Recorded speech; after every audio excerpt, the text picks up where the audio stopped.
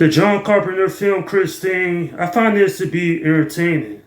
Sure, it has its flaws within the story and of course the characters, but this still holds up pretty well even more than 4 decades later.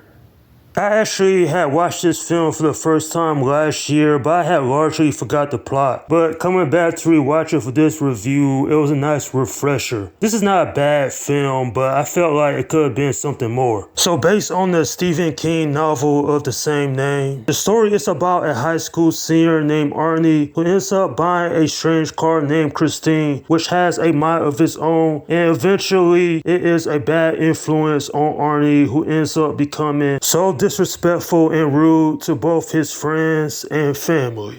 This movie is considered by a lot of people out there a cult classic, and I can see why. The characters, the story, and even the music still makes this worthwhile, even if not everything about it is perfect. I have to say John Carpenter, he did a good job directing this. And while I don't find it to be scary whatsoever, the tension definitely does ramp up, especially in the second and third acts. Not only that, but seeing Arnie go from being this nice guy to actually becoming an asshole to everyone around him is some great character development in my opinion. I mean, he ends up caring more about the car than he does his own parents, his girlfriend, or even his best friend Dennis. And quite frankly, while he is an awful person by the end of the film, it just shows just how dangerous obsession really can be.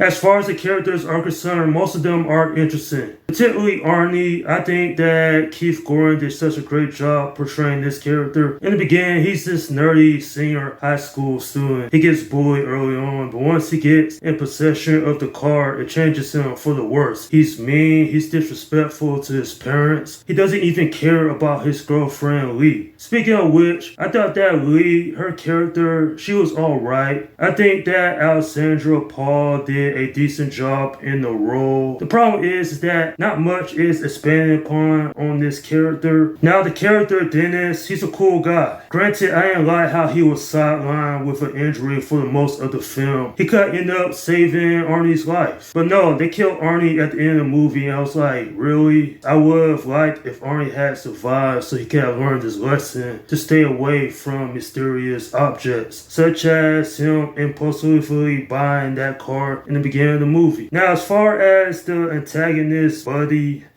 he doesn't really add anything to the story. He gets killed off like near the end of it. I was like, if you took his character out of the film, then the story wouldn't have been impacted that much. Christine is really the main villain here. She's a dangerous car. It never is explained of why this car is evil. Is it possessed by a ghost or something? I would have liked a little bit more backstory on that. Sure, in the beginning, they do show the car being made, but they never fully explain it. I guess it's left to interpretation. I get that John Carpenter, he wanted this to be a mysterious vibe. He didn't want to give a direct answer to why this car was so dangerous. It's just how it is. But looking at this film more than 40 years later, I realized that if it was made today, they probably would have expanded upon that backstory.